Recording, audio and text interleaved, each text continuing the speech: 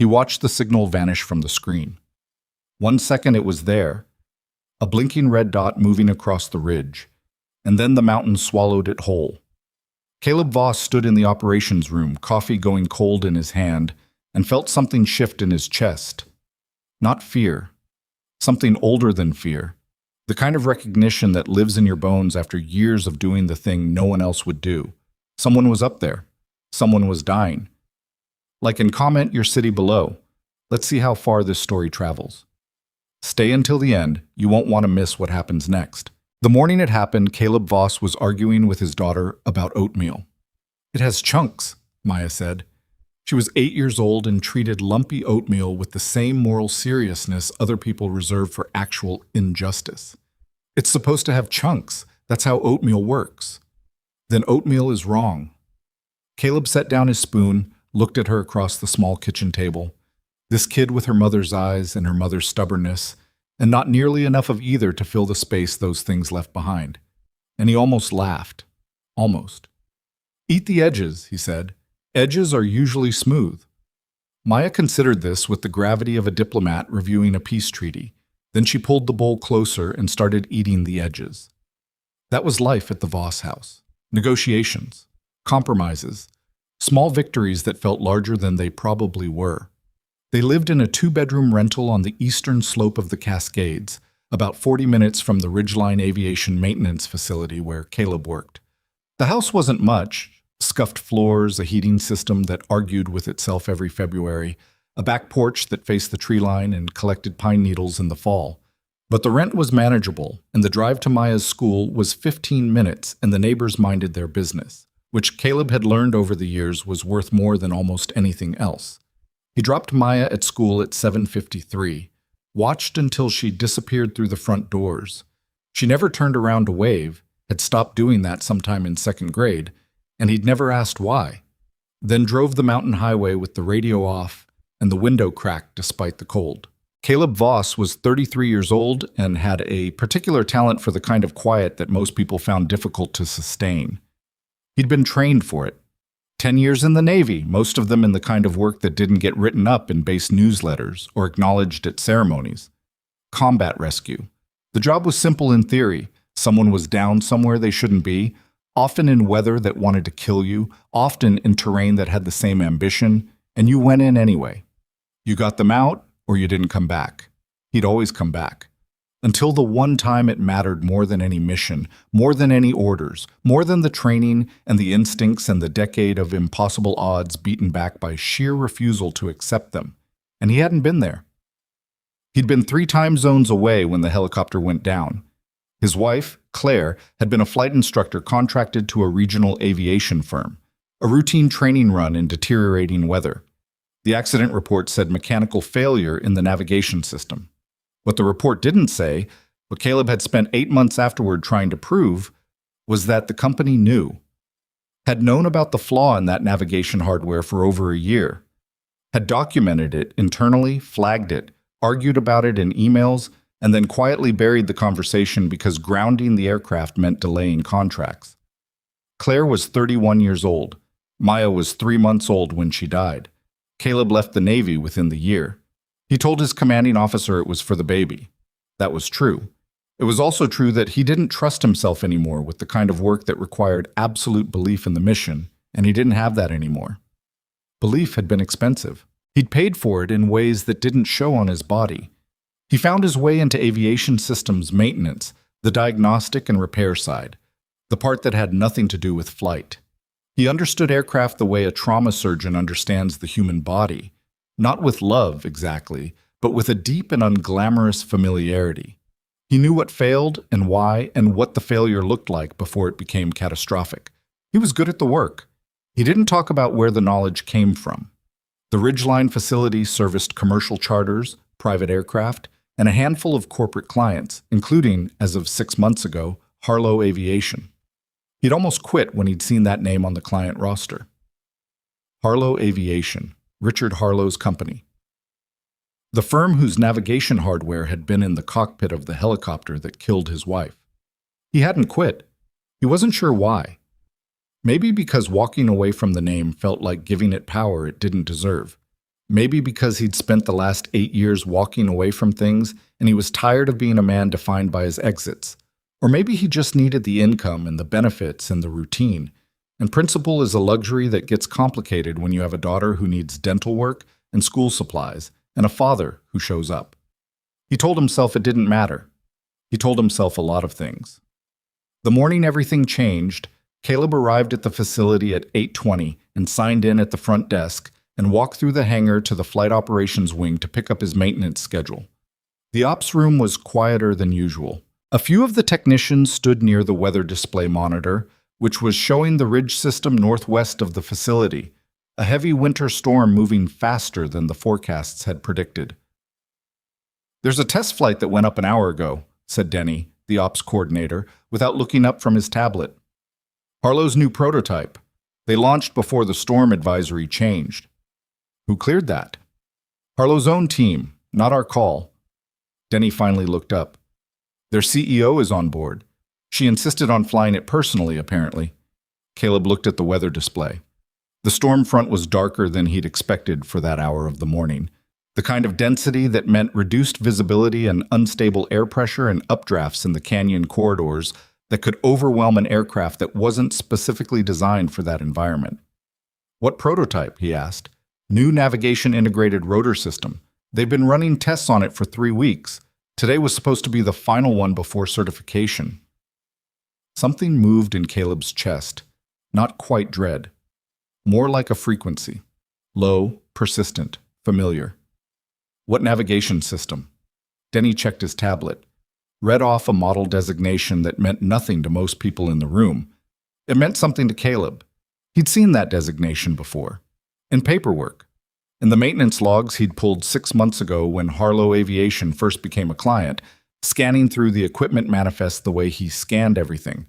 Not because he was looking for something, he told himself, just because that was how he read documents. Thoroughly. Out of habit. He'd noted the navigation system.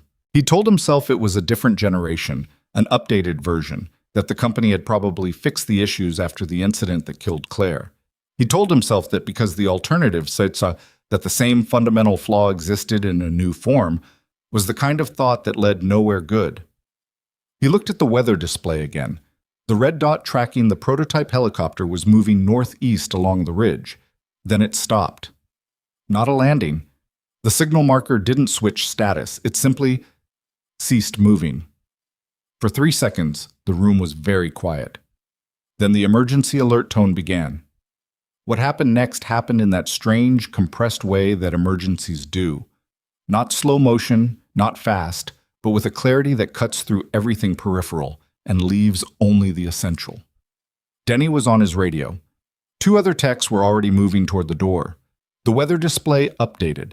The storm had accelerated, the ridge corridor was now showing wind gusts above 50 knots, and the last GPS position of the helicopter was 4,800 feet up, in a section of the mountain that had exactly 1 navigable access route, and it required a vehicle with high clearance and someone willing to drive it. Caleb was already pulling on his jacket. "Voss," Denny's voice carried a particular note of professional caution.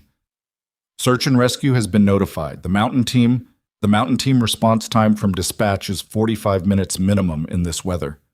Caleb checked the zipper on his jacket. Calm. That was the thing people who'd never been in this situation didn't understand. Panic was the first casualty of real training. What replaced it wasn't bravery. It was just a very focused form of problem solving. The GPS coordinates put the aircraft near the canyon shelf on the northeast face. "I know that terrain. I have a 4-wheel drive." "That's not your job, Caleb." "I know it's not." He walked through the hangar without running. Running meant panic. Running meant you hadn't already decided. He'd already decided. The drive up the access road took 22 minutes, and he used all of them. The storm had turned the mountain into something punishing. Snow came sideways through the pines. The road, calling it a road, was charitable. It was a 2-track maintenance path the Forestry Service used in summer, was passable in his truck, but only barely. The tires losing and finding grip in cycles that required constant, unhurried adjustments of the wheel. The wind shook the vehicle in gusts. The temperature had dropped 9 degrees since morning. Caleb drove with the heater running and the radio off. He ran through what he knew. Navigation system failure at altitude. The storm would have complicated a controlled landing significantly. A failed nav system meant the pilot was flying on visual reference. And in this visibility, that was near impossible. The most likely outcome was a hard landing or a roll. A crash at 4,800 feet in this terrain meant the aircraft was probably in pieces in the canyon or against the tree line.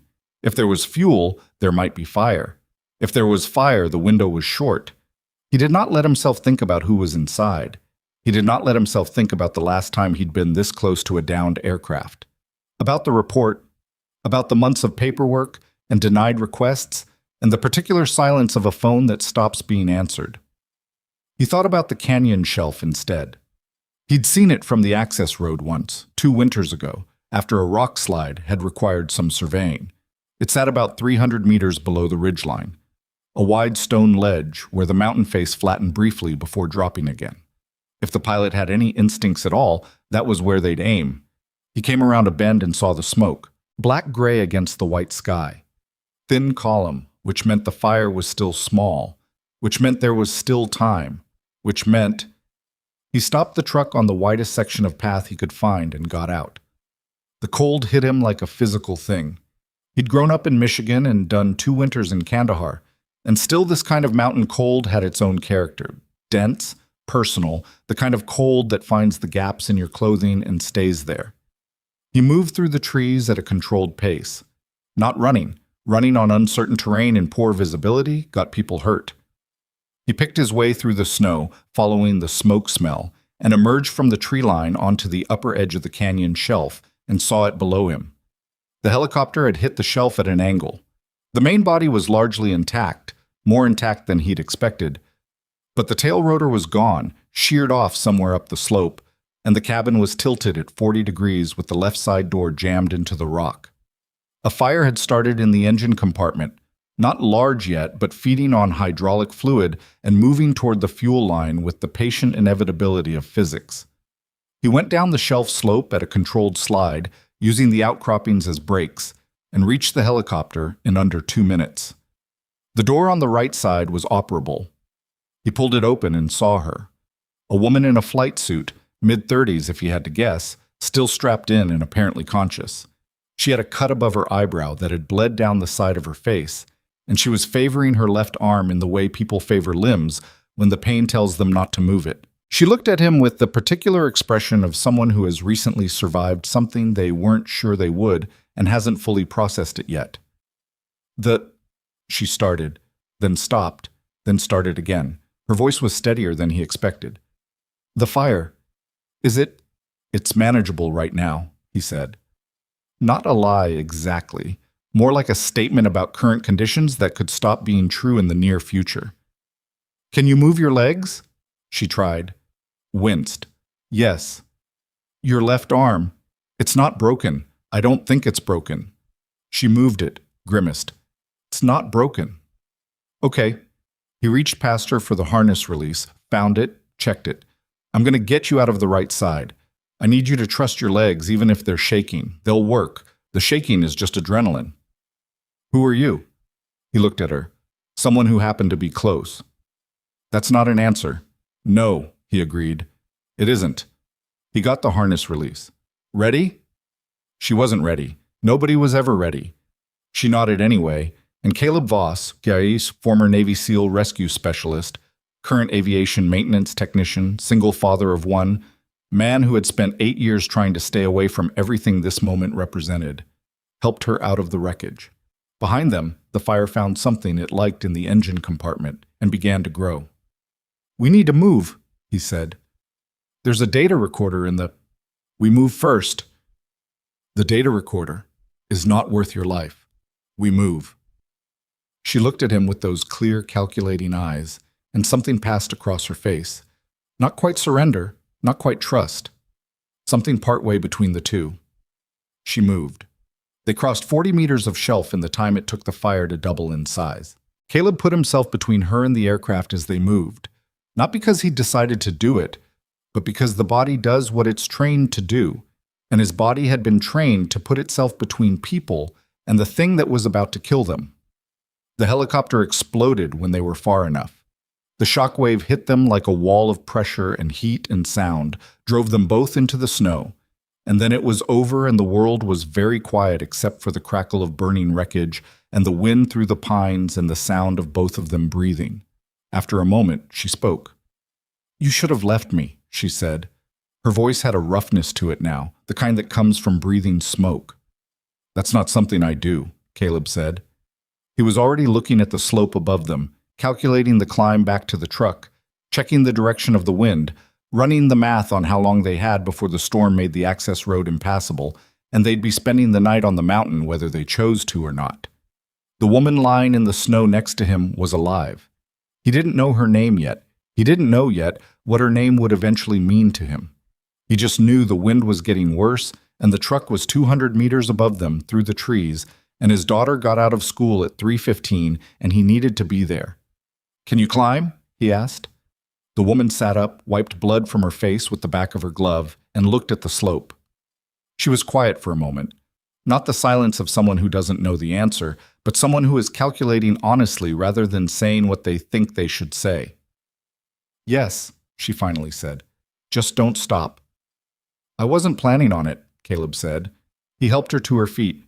They started climbing. The cabin belonged to a forestry contractor who'd given Caleb a spare key 2 winters ago after Caleb had helped pull his truck out of a ditch during a February ice storm. It was 12 minutes from where the helicopter went down, which was the only thing it had going for it. The heat took 40 minutes to build to something functional. The generator ran on propane and made a sound like an old man disagreeing with everything. The first aid kit under the sink was well stocked because the contractor spent weeks up here alone during survey season, and alone in the mountains meant you kept your supplies honest. Caleb found a wool blanket in the closet and gave it to the woman before he'd said 10 words to her. She wrapped it around herself and sat near the propane heater and didn't complain, which he noted. He worked on her arm first, cleaned the cut above her eye. She held still better than most people did, which was either training or stubbornness. He suspected both. "I'm Avery," she said, while he was wrapping her forearm. The tissue was bruised, possibly a minor fracture in the ulna, but she'd been right that it wasn't completely broken. The movement was wrong for that. "Caleb." "Caleb." She said the name like she was filing it somewhere. "Do you do this often? Drive up mountains during storms to pull people out of burning helicopters?" "No." "What made today different?" He tied off the bandage. "You were going to die."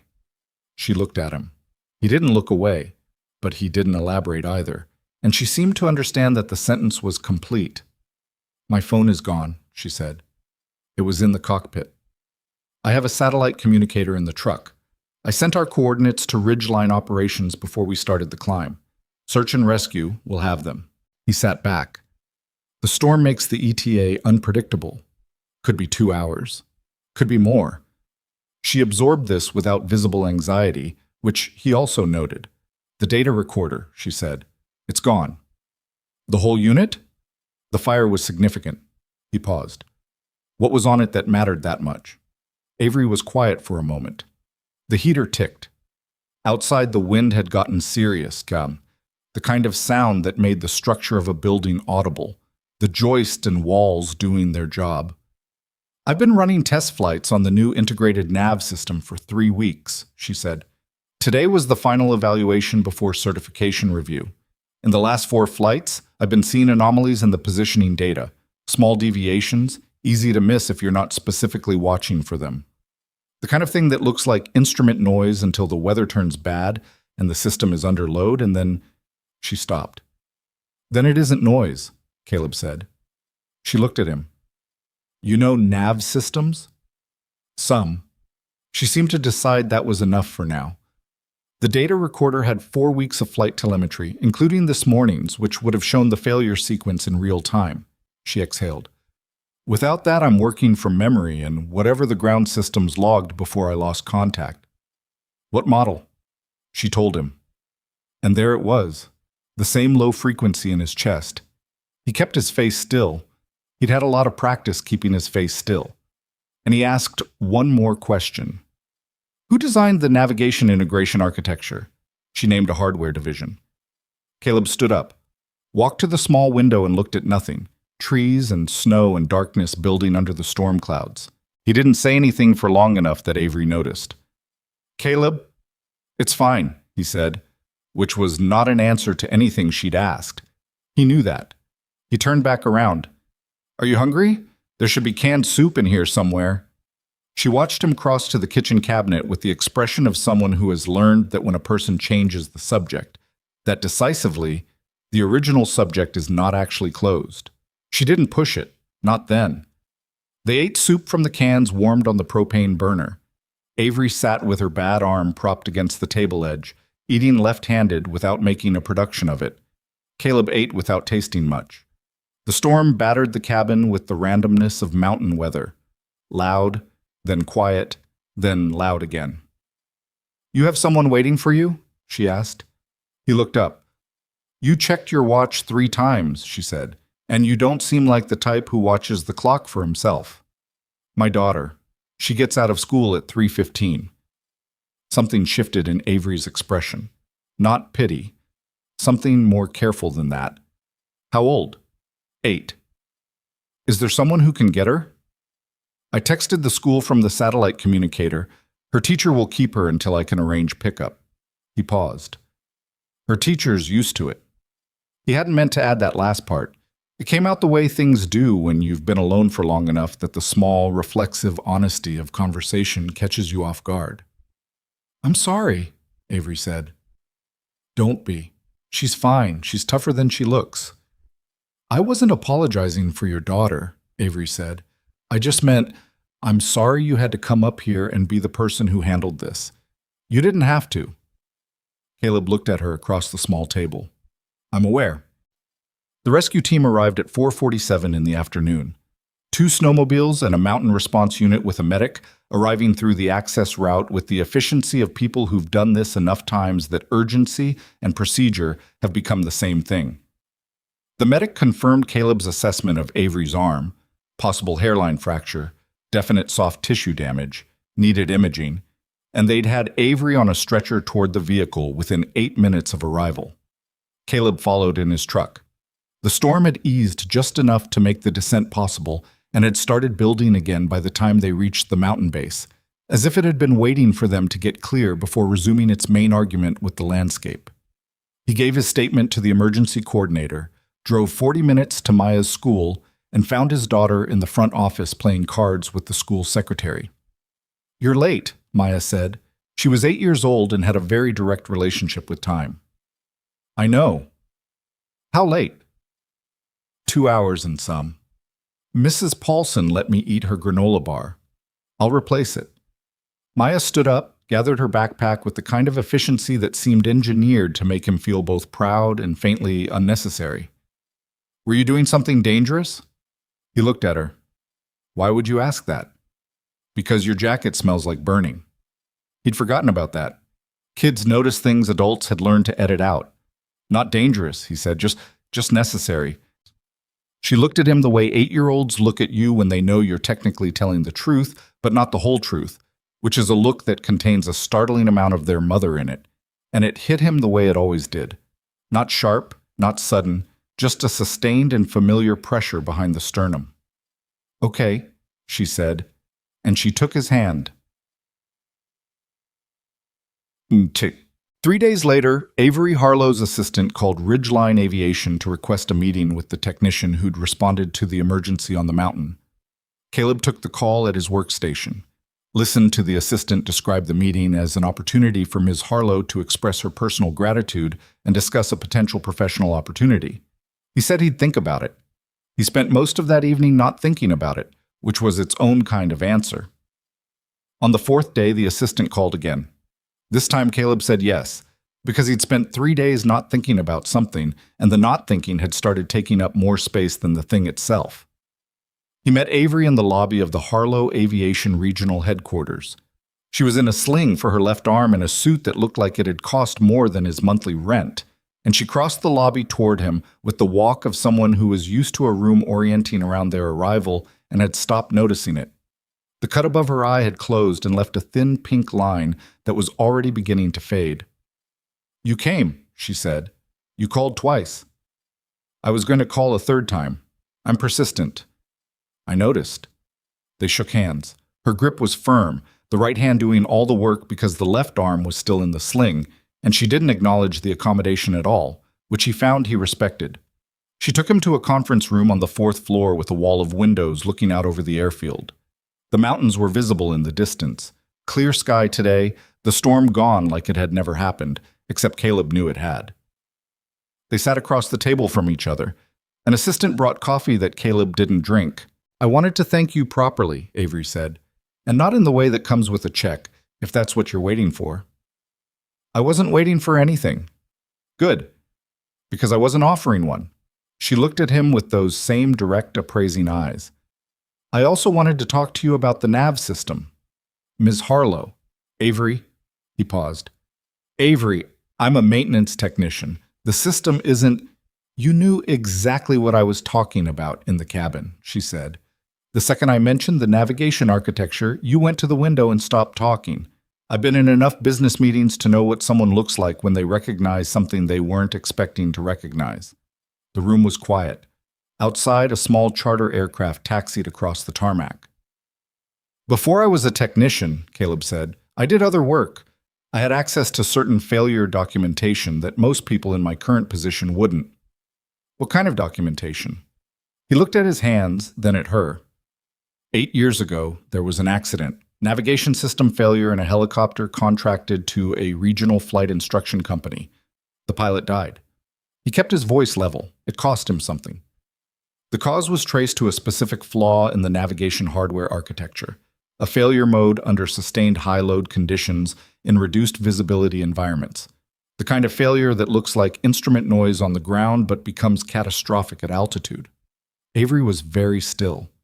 There was documentation, Caleb continued, internal communications, engineering flags, a safety report that was commissioned, completed, and never acted on. He stopped. The company that manufactured that hardware was a subsidiary of Harlow Aviation.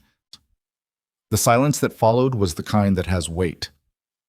Who was the pilot? Avery asked. Her voice was quieter than it had been. My wife. He watched her face, watched the information arrive and settle and rearrange things behind her eyes. She didn't look away, didn't offer the words people offered in moments like that. The I'm so sorry and the I can't imagine that were sincere enough, but changed nothing. She just held the information and let it be what it was. How old was your daughter when it happened? 3 months.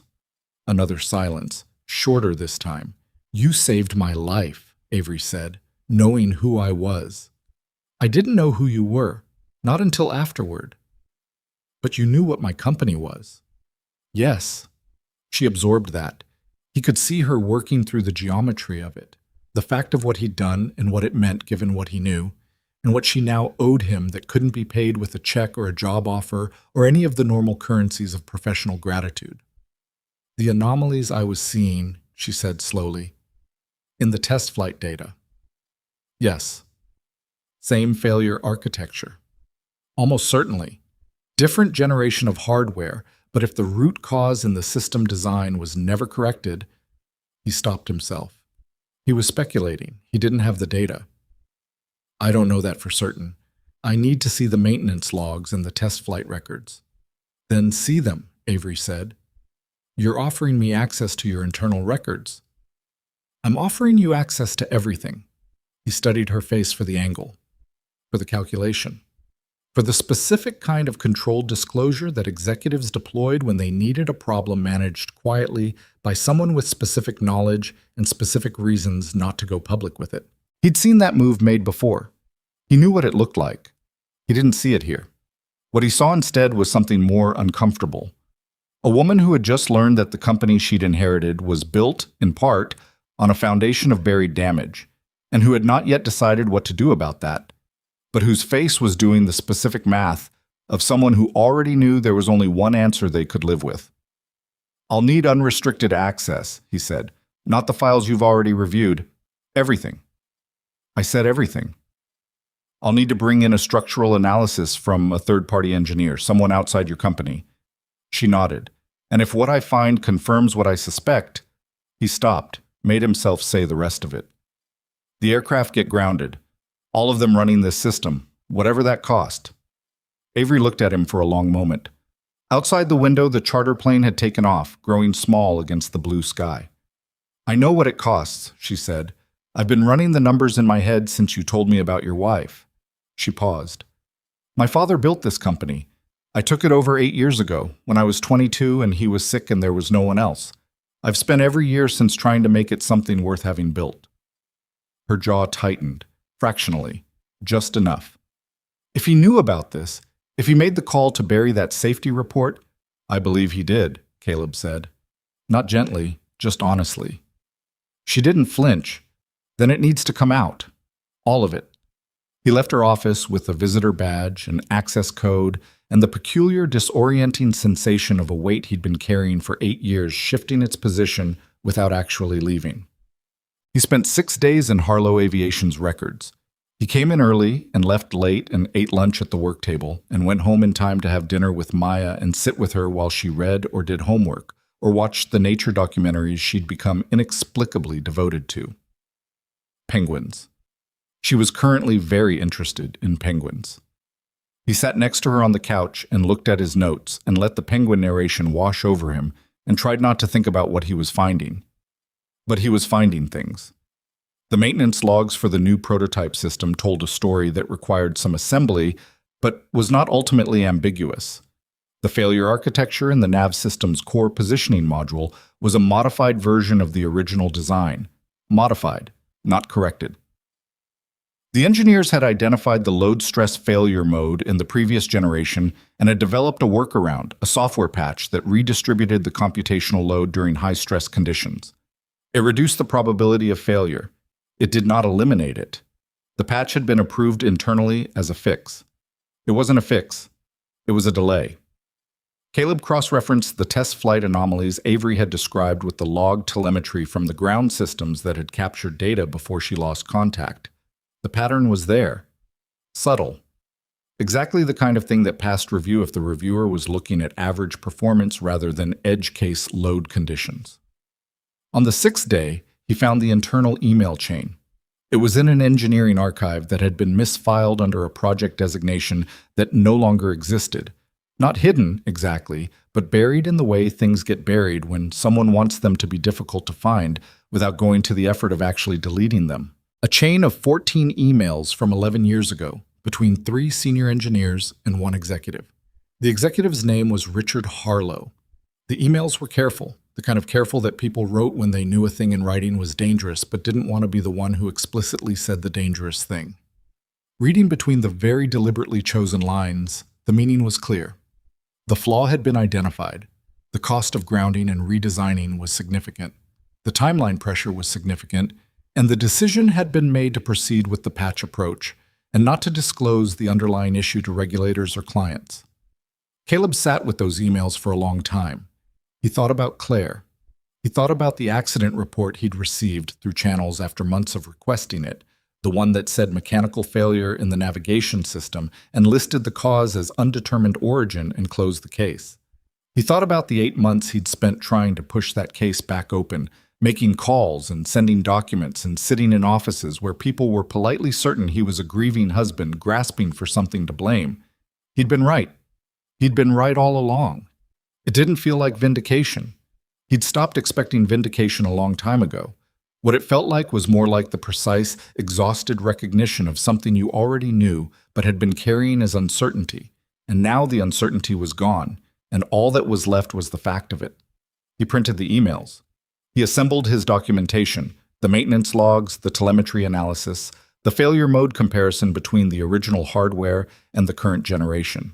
He put it all in order, the way he'd been trained to compile reports, clear and sequential and impossible to misread. Then he called Avery. "I need you to see something," he said. She came to the records room herself. Didn't send an assistant or ask him to summarize it.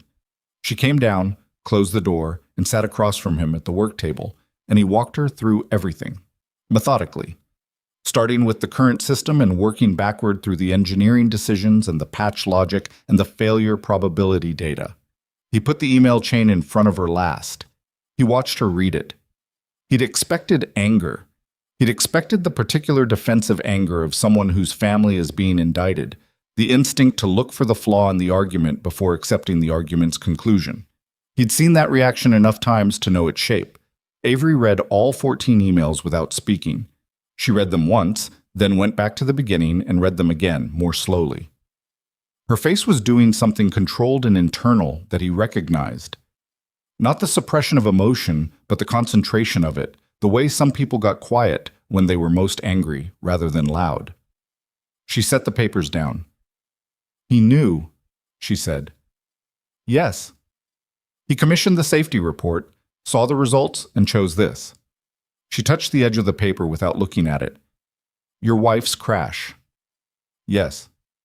"And then he let you spend 8 months." She stopped. "While you had a 3-month-old. "I know what happened," Caleb said. His voice was quiet. "You don't need to reconstruct it for me."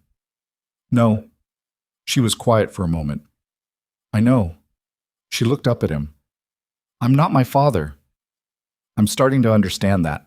She stood up, moved to the window, stood with her back to him, her good hand gripping her bad arm just above the sling. When she turned around, whatever had been working through her was still working, but she'd found the place in herself where the decision lived. "I'm grounding the prototype fleet," she said, "today. All aircraft currently running any generation of this navigation system go into maintenance review, effective immediately." She met his eyes. "And I'm reopening the investigation, officially, with an independent review board. That will cost, I know what it will cost. It'll go public. The email chain, I know." Her jaw was set. "My father built something. Some of it was good. Some of it..." She looked at the papers on the table. "Some of it should have been built differently. That's not a reason to keep building it the same way."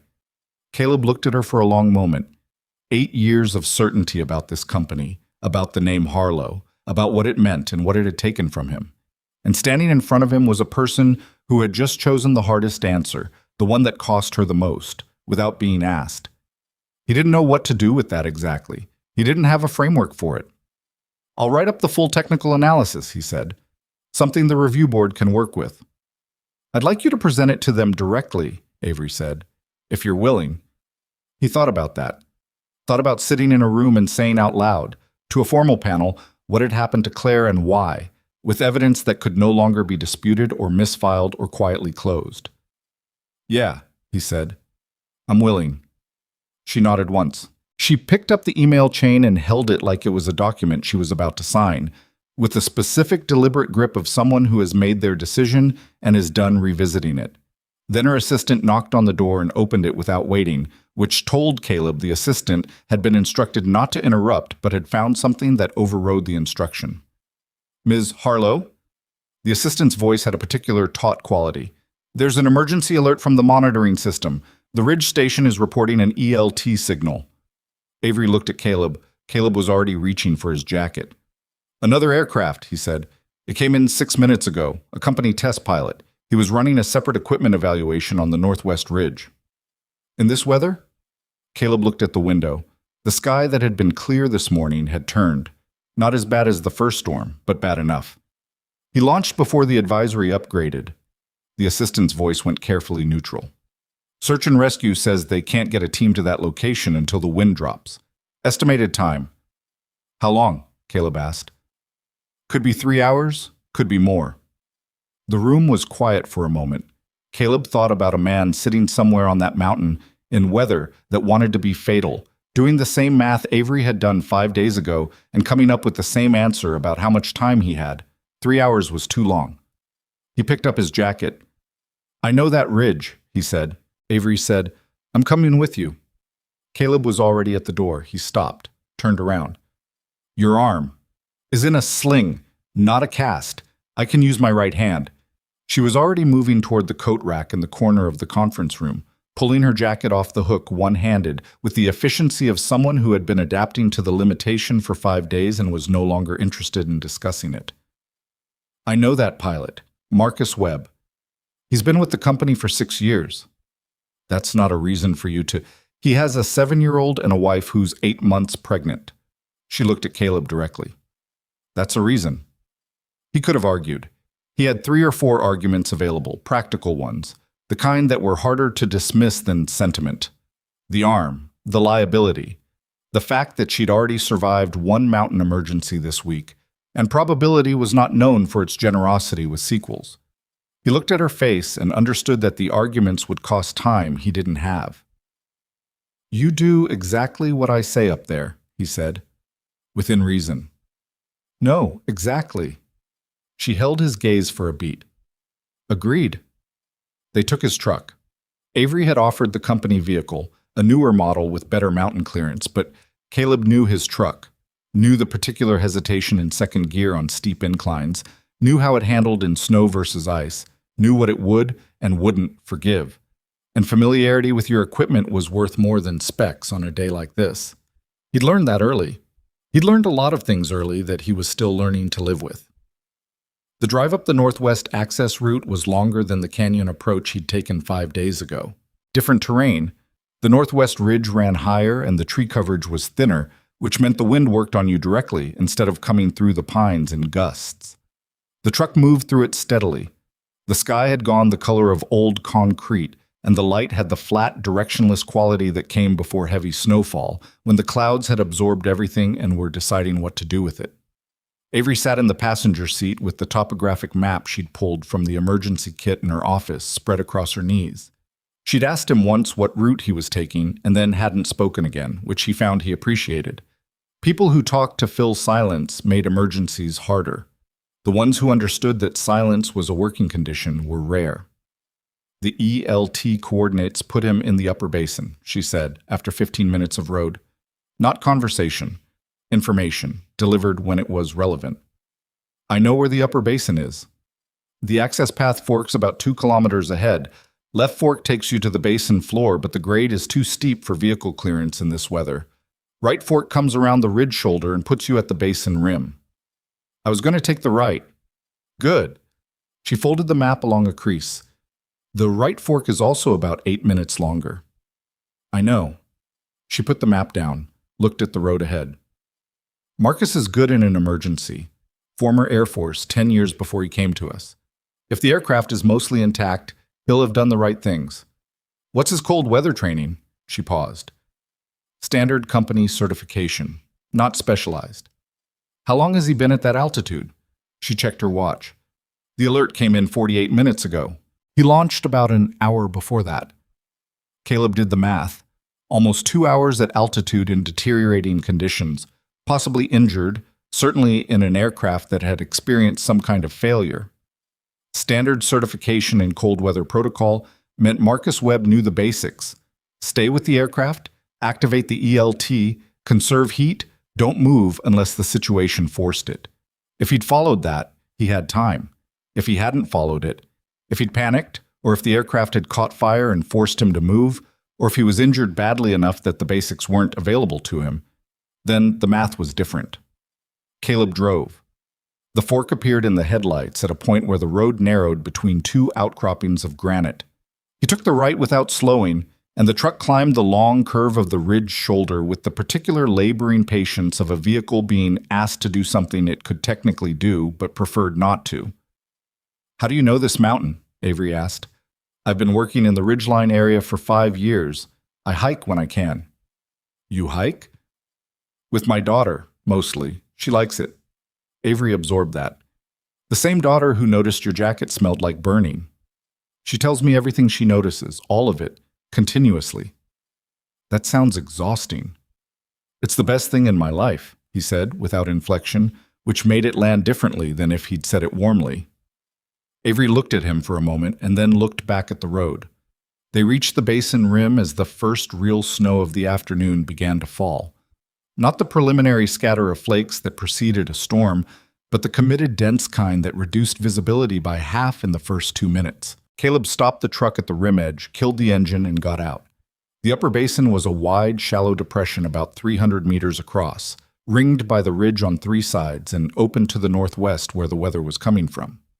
Standing at the rim, with the snow moving sideways across the basin floor in the wind, Caleb could see approximately 2/3 of the basin before the visibility closed down.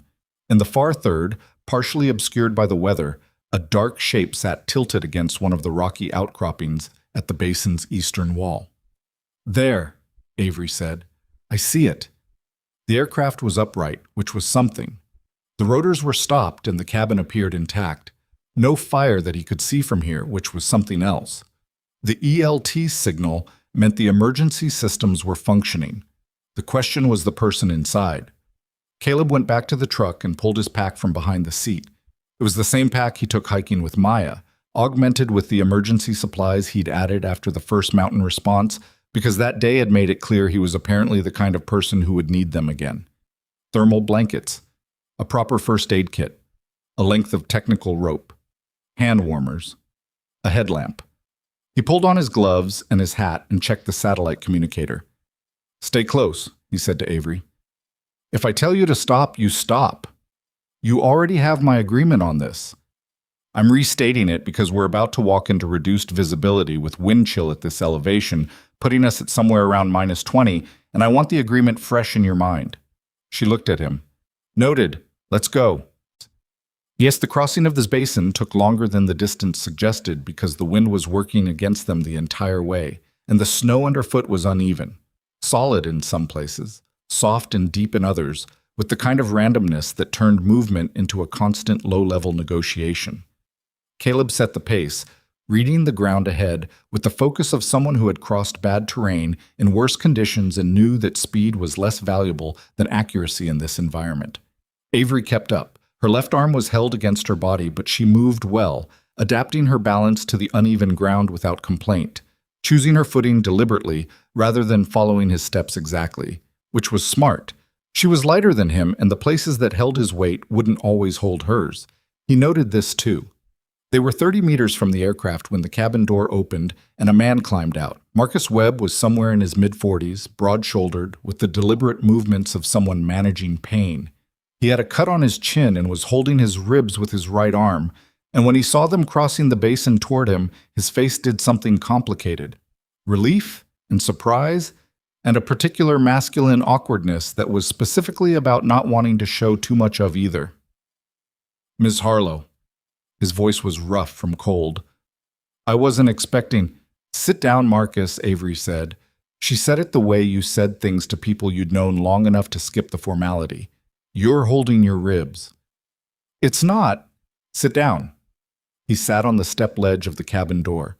Caleb crouched in front of him and ran a quick assessment. The cold exposure indicators, the rib pain response on both sides, the pupils, the coherence of his answers. The ribs were bruised, possibly cracked on the right side, but his breathing wasn't labored in the way that indicated pneumothorax. The cold had gotten into him more than he was admitting, but not past the point where movement was dangerous. "What happened?" Caleb asked. "Nav system. I was in the approach window for the test run. Wind picked up, and the positioning data just stuttered. 3 seconds of drift I couldn't correct for. By the time I went to manual, I was too close to the basin wall." Marcus's jaw tightened. "I put it down as clean as I could." "You did well," Caleb said. "Hard landing on the basin floor in this wind with failed nav. That's good work." Marcus looked at him with the expression of someone receiving a professional assessment from a professional, which is different from receiving reassurance. He nodded once. "Can you walk?" Caleb asked. "Yeah." "We're going to move slowly. Wind's from the northwest, so we keep the basin wall to our left, and it gives us some buffer. My truck is at the rim." "I know where the rim is." "I'm going to tell you where it is anyway," Caleb said, "because when you're cold and in pain, landmarks help." Marcus looked at him. "Who are you?" "Caleb Voss. I work at Ridgeline." "He saved my life last week," Avery said, from where she was pulling a thermal blanket out of Caleb's pack with her one good hand. "He's developing a habit." Marcus accepted the blanket. He looked at Caleb with a look that was more complicated than gratitude and less articulable. The look of one person who has been in difficult situations recognizing another. "All right," he said. "Let's go." "What?" Getting Marcus Webb across the basin and up to the truck was 40 minutes of sustained, careful work. The snow had thickened by then to the point where the rim was visible only as a general lightness in the white-gray above them, and the wind had found a lower, more consistent register that was in some ways worse than the gusts because it didn't give you the pauses between. Caleb kept them moving at Marcus's pace, which was slower than he wanted and faster than was comfortable for a man with cracked ribs in this cold, and he positioned himself on Marcus's right side so that if the man's legs went, which he was watching for constantly, Caleb was in the right place to manage it. Avery walked on Marcus's left and talked to him. Not the kind of talking that was just noise. She asked him specific questions, the flight details, the exact moment the nav system failed, the wind reading at altitude. It was smart. Keeping an injured person mentally engaged during cold exposure helped. He suspected she knew this. He also suspected she was genuinely asking the questions, that the information mattered to her for the reasons they'd been discussing in the records room, and that for Avery Harlow, there was rarely a clean line between caring about a person and needing to understand what happened to them. He wasn't sure that was a flaw. They reached the truck. Caleb got Marcus into the back seat and turned the heat on full and called dispatch with their status and location. The SAR team that had been on standby confirmed they had a medical vehicle at the mountain base and would meet them on the descent. "I can drive down," Avery said. She was standing at the passenger side, snow on her shoulders and her hair, and she looked cold and tired and entirely uninterested in being told she couldn't do something useful. "You drive a manual?" She paused. "I thought so," Caleb said, and got behind the wheel. The descent was slow. The snow on the road had accumulated enough to make the surface unpredictable, and the visibility was down to where the headlights were working against the reflected snow as much as illuminating through it. Caleb drove with the particular focused patience of someone who had made peace with the speed they could safely go and had stopped wanting a different speed. In the back seat, Marcus Webb drifted between alertness and the heavy, dangerous drowsiness of someone whose body was deciding warmth was an opportunity to shut things down. "Marcus," Avery said from the passenger seat, her voice sharp. Not unkind, sharp, the way you needed to be. "Tell me about the altitude when the nav dropped." A pause. Then Marcus's voice, slower than before. 4,200, maybe 43. "And the load indicator?" "High. The wind was—" He stopped, came back. "The wind was pushing the load cycle into the upper range." "Upper range," Caleb said. Not a question. "Yeah." Marcus shifted in the seat. "Same thing that happens to all of them up here. Push the system past the design envelope and it starts dropping data." Caleb's hands didn't move on the wheel. He kept the speed even, kept his eyes on the road. But something in his chest did what it did when a piece of information settled into a place you'd been holding open for it. Same thing that happens to all of them. Not this aircraft, not this flight, all of them. He thought about the email chain, about the 11-year-old decision to patch instead of fix, about the 14 messages that described, in the careful language of people protecting themselves, the choice to accept a known failure mode as an acceptable operational risk. About Claire, about 3 months old and how that age felt in your arms compared to 8 years, how much heavier and lighter both at once, how completely a person could be formed that young and how little of that person you got to see. He drove. They met the SAR medical vehicle at the mountain base. Marcus Webb was transferred to the medic's care, conscious and cold and characteristically stoic about both. He gripped Caleb's forearm as they were loading him and didn't say anything. And Caleb didn't say anything back. And that was sufficient. Avery stood in the snow and watched the vehicle pull away. Then she turned to Caleb. "Same failure mode," she said. She'd heard Marcus's words in the truck. She'd understood them exactly the way Caleb had. "Yes. It's not a prototype problem." Her voice had gone to the register. It went when she was thinking hard and fast, and didn't have time to process the thinking separately from the speaking. "It's a systemic design problem. Every aircraft in the current fleet running that nav architecture is operating with the same risk envelope. That's what the analysis is going to show." She turned away from him, looked at the mountain. Just the dark shape of it above the tree line, the upper elevations invisible in the weather. She stood like that for a moment. "How many aircraft?" Caleb said. 47 in active service, another 12 in testing or delivery." She stopped. "And 4 that are currently contracted to a regional air ambulance service." Air ambulance. The specific wrongness of that landed between them. Medical transport. People already in emergencies, flown by aircraft carrying a failure mode that worsened under the exact conditions that emergency medical flights encountered. When can you ground them? Caleb asked. I can issue the order tonight. She turned back to him. The board is going to... I know what the board is going to do. They'll call it a precautionary measure pending review. They'll try to frame the email chain as historical documentation rather than concealed liability. They'll argue that the patch changed the risk profile sufficiently that the original disclosure decision is a separate matter. She said it flat and without inflection, the way someone recites the obstacles they intend to overcome. And I'm going to tell them that we are grounding the aircraft, disclosing the full engineering history to regulators, and cooperating with an independent review, not as a choice among options, as the only option that exists. Caleb looked at her in the cold and the snow and the particular clarity of light that came at the end of a bad weather day. Your board can remove you for that, he said. I'm aware. You could lose the company. Caleb. She said his name the way she'd said it in the cabin, with that filing away quality. A man just got pulled off a mountain because a navigation system that was never properly fixed failed in exactly the way your wife's did. If I spend any energy right now calculating what it costs me to do the right thing, I'm already the wrong person. He didn't have an answer for that. He didn't need one. She pulled out her phone and called her chief operating officer. Caleb stood back and listened to her issue the grounding order in clear, numbered steps. Aircraft designations, effective time, the requirement for physical confirmation from each maintenance facility. She was calm on the call. Not the false calm of someone performing composure, but the real kind.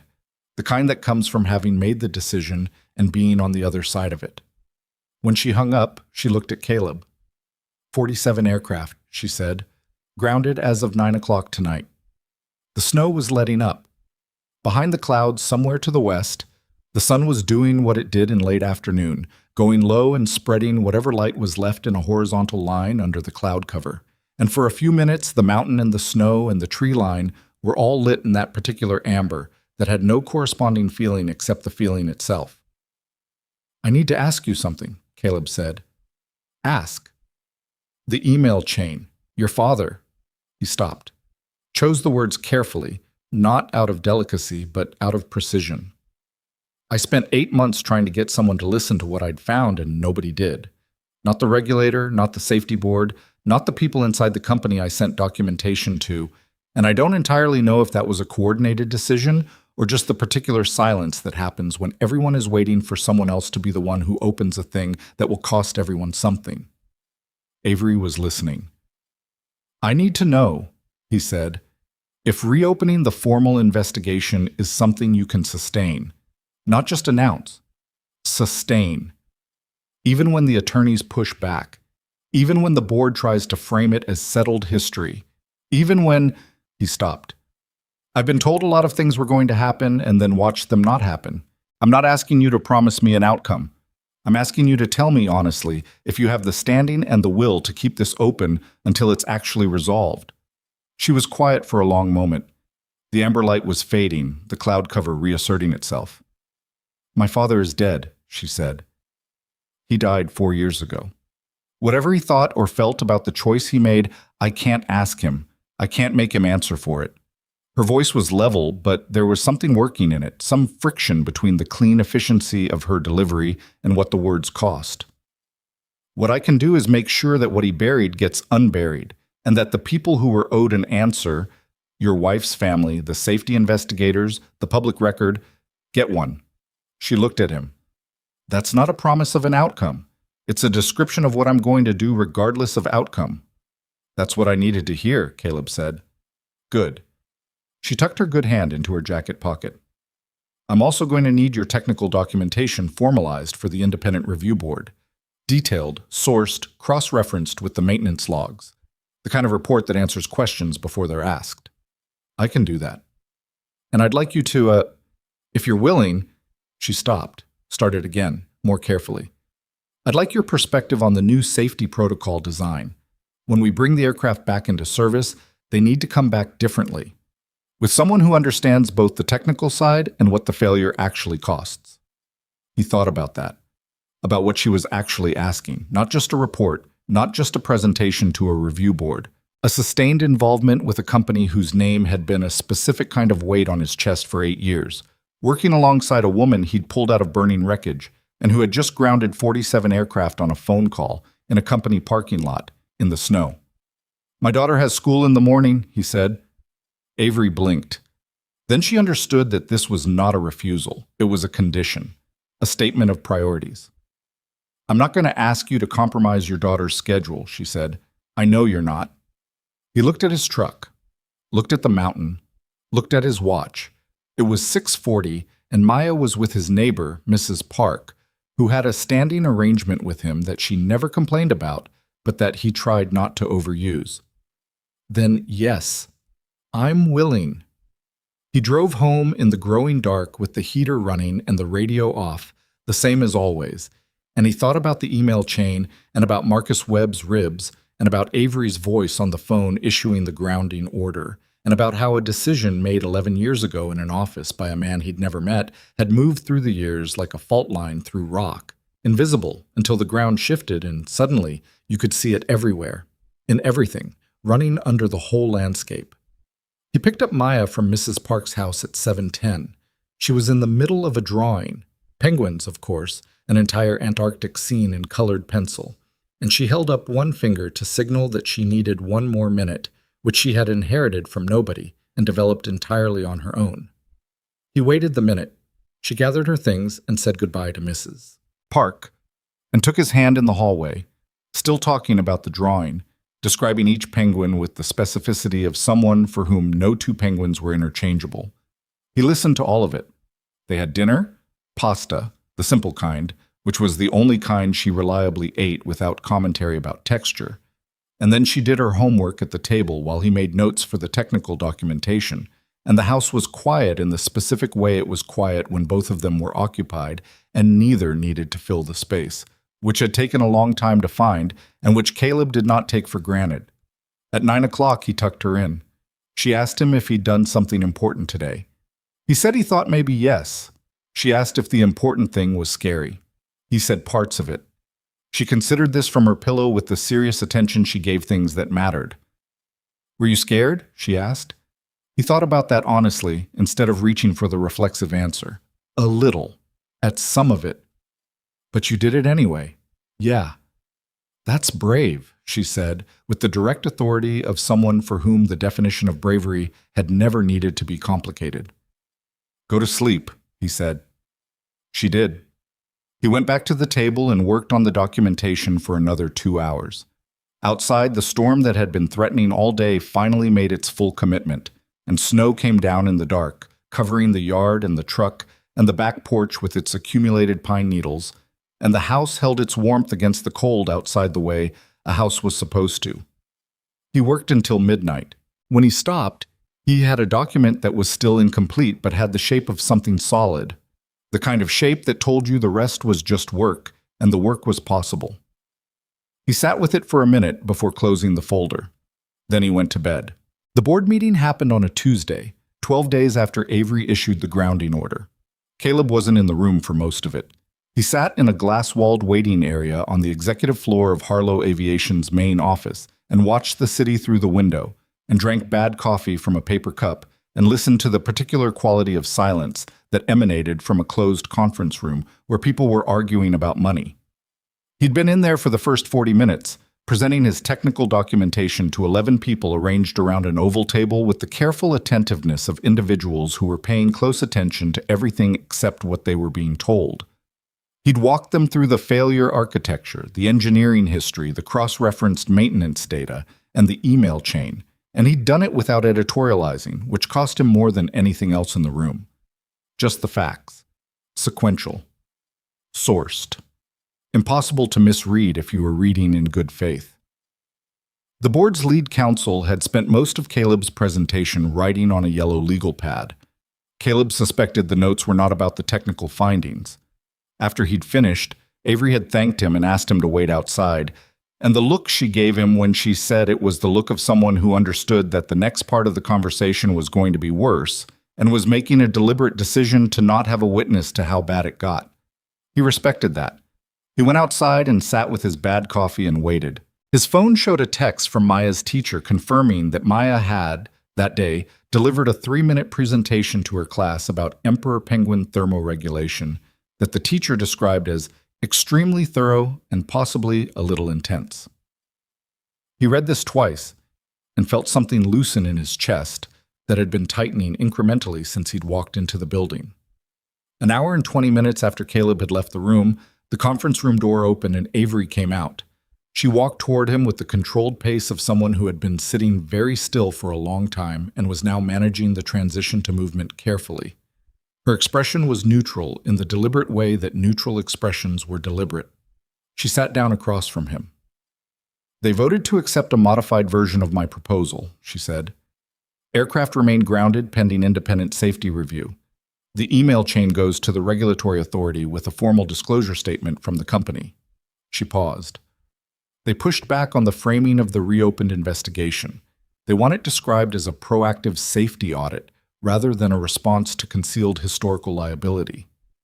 That's a distinction without a difference if the substance is the same. "I know, I told them that." A brief pause. "In different words." She looked at her hands. "The independent review board will have full access to the documentation you compiled. Their findings will be public. Whatever language the board wants to put on the press release, the actual investigation won't be shaped by it." "Is that guaranteed?" "I made it a condition of my continued leadership of the company." She looked up at him. "If they'd voted the other way, I was going to take everything we found to the regulatory authority myself, as an individual, and let the legal consequences land where they landed." He believed her. He believed her because he'd spent the last 12 days working alongside her in the records room and in the technical review meetings and in the 2 conversations they'd had in her office after hours when everyone else had left. And he had a reasonably accurate read by now on the gap between what she said and what she meant. And that gap was very small. "The reopened investigation," he said, "Claire's case, will be formally submitted to the independent review as a documented prior incident directly related to the design failure under examination." She said it carefully, like someone who had chosen each word in advance and was placing them in order. "It won't be buried in a footnote. The full incident report, your original documentation from 8 years ago, and the connection to the current engineering findings will all be part of the primary submission." He looked at the window. The city was the usual Tuesday city. Traffic, people moving between buildings, the ordinary business of a day that didn't know it was significant to anyone. "Okay," he said. "Caleb." Her voice was different. He turned back. "I know that's not the same as what should have happened 8 years ago. I know it doesn't—" She stopped. She wasn't a person who reached easily for the inadequate phrase. "I know what it doesn't do." "It's the right thing," he said.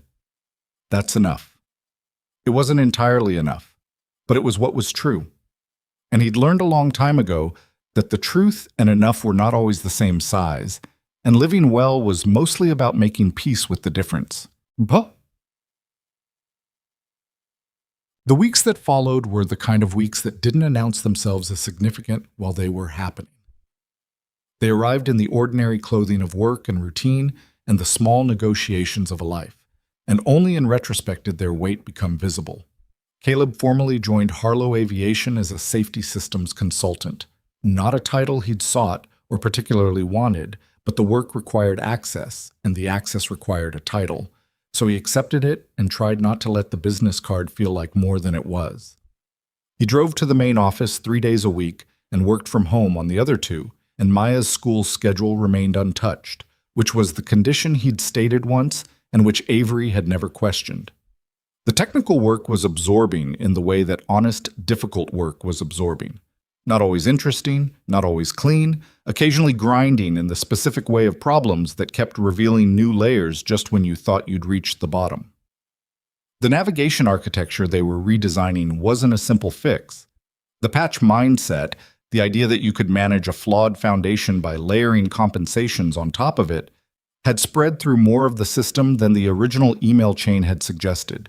It required dismantling things that had been working, operationally speaking, and rebuilding them from a different starting assumption.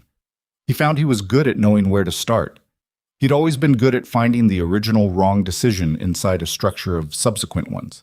Avery ran the technical meetings with the same directness she brought to everything. She asked specific questions and expected specific answers, and did not fill gaps in her understanding with confident approximations, which was rarer in executive leadership than it should have been. She also knew when to defer, which was rarer still. They argued twice in that period. Real arguments, the kind with raised voices and the particular friction of two people who were both certain and neither wrong in exactly the same way.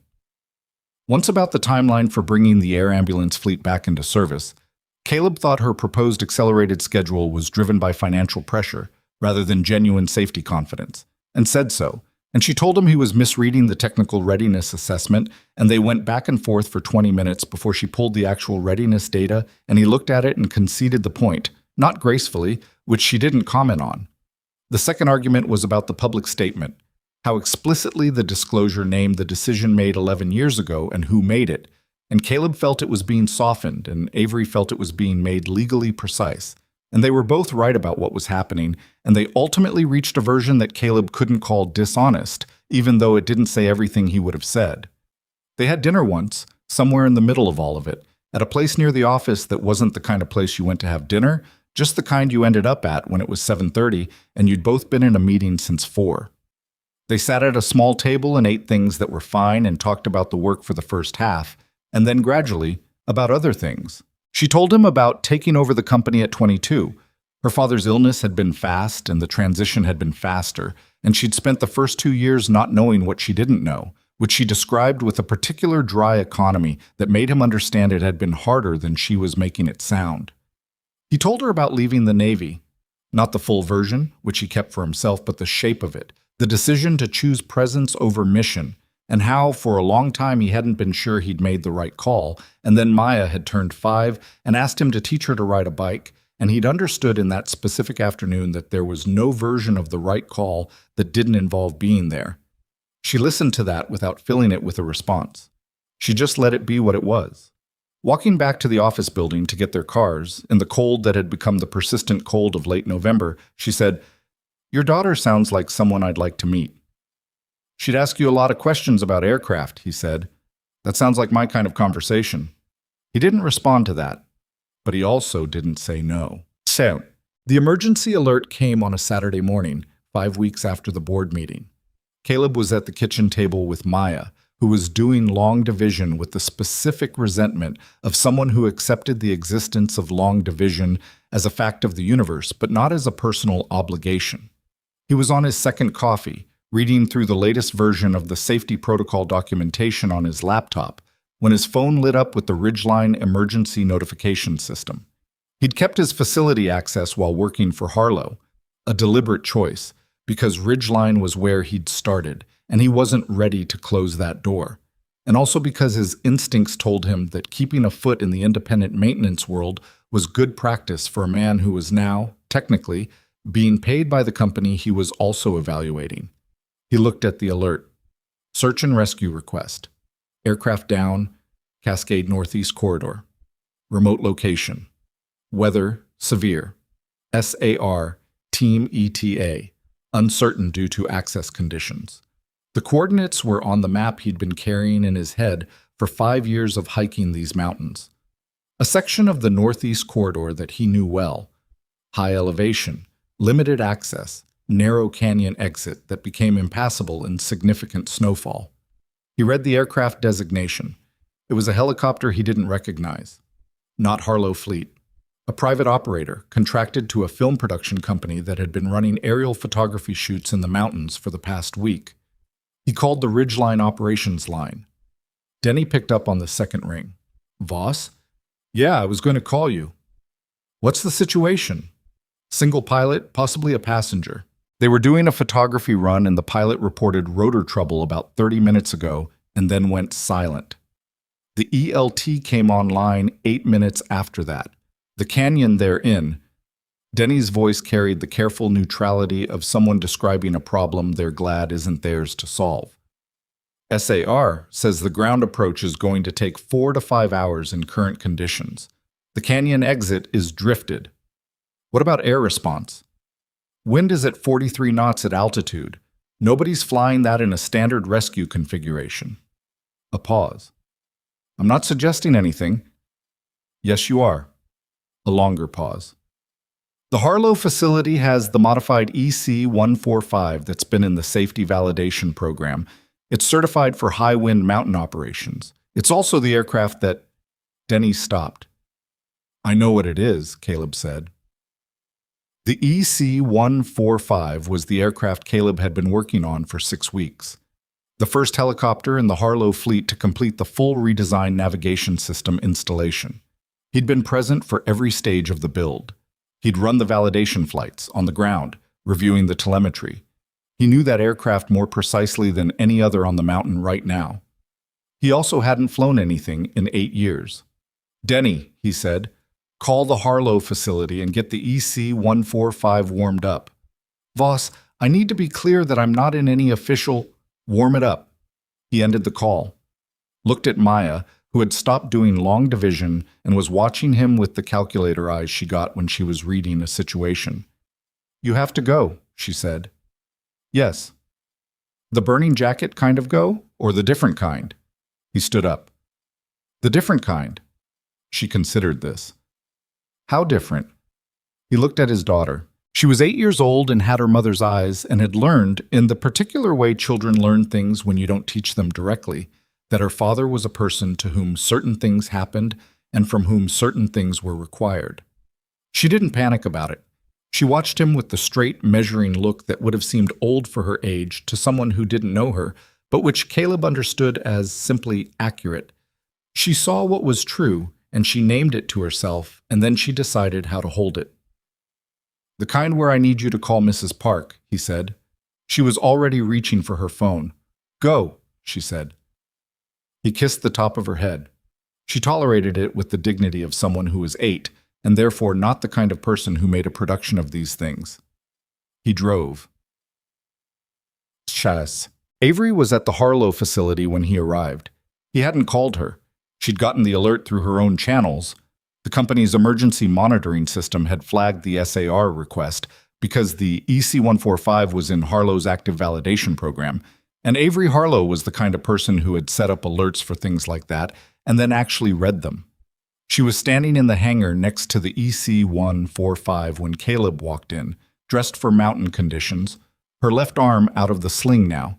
6 weeks. The fracture had healed, though she still held the arm slightly differently when she wasn't thinking about it. She looked at him. You haven't flown in 8 years, she said. Not an accusation, a fact she was putting on the table. I know. Your certification lapsed. It did. The EC-145 requires type certification to fly legally. It does. He stopped in front of her. The SAR window is closing. If the canyon access drifts another foot, ground approach won't work until tomorrow morning, and there's a person in there right now who doesn't have tomorrow morning. He held her eyes. I know this aircraft. I know those mountains. I know the canyon configuration, and I know the wind patterns in that corridor, and I've flown worse conditions than what's up there right now. When? 8 years ago. Yes. She looked at him for a long moment. The hangar was cold. The EC-145 sat behind her, its rotors still, its hull reflecting the overhead lights and the dull, functional way of working aircraft. I'm coming with you, she said. He started to speak. I know the liability, she said. I own the aircraft. I'm making the decision to authorize its use, and I am doing that as the company's CEO and as the person responsible for this validation program, and if there's a legal consequence for it, it lands on me. She took a step toward the aircraft. I also know that canyon from the survey maps and the test flight data from 2 months ago, and if you're going to extract someone from a narrow canyon in 40-knot winds, having a second set of eyes on the terrain mapping is not optional. He wanted to say no. He'd wanted to say no the first time she'd insisted on coming up a mountain with him, and she'd been right that time, and he was honest enough with himself to recognize that the pattern was holding. Gear up, he said. The flight plan took 7 minutes to file under emergency SAR provisions. The EC-145 started clean.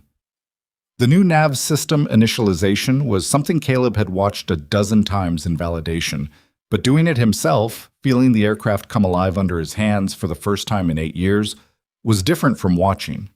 Different in the way that knowledge and experience were always different, the gap between them familiar and humbling.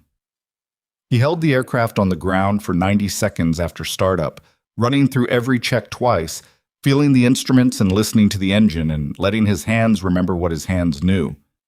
"You good?" Avery asked from the co-pilot seat. "Ask me again in 10 minutes, he said. She didn't laugh. She checked her own instrument panel and confirmed the terrain mapping data and pulled up the canyon coordinates and didn't say anything else until he lifted them off the pad. The first thing that hit him when they cleared the facility perimeter was the wind. He'd known it was 43 knots at altitude. He'd done the math on what that meant for control inputs and flight path management. Knowing and feeling were, again, different things. The aircraft moved through the first major gust like a living thing, asserting its opinion, and Caleb responded not with force but with adjustment, the way you responded to something alive that was bigger than you, with respect for its actual nature rather than resistance to it.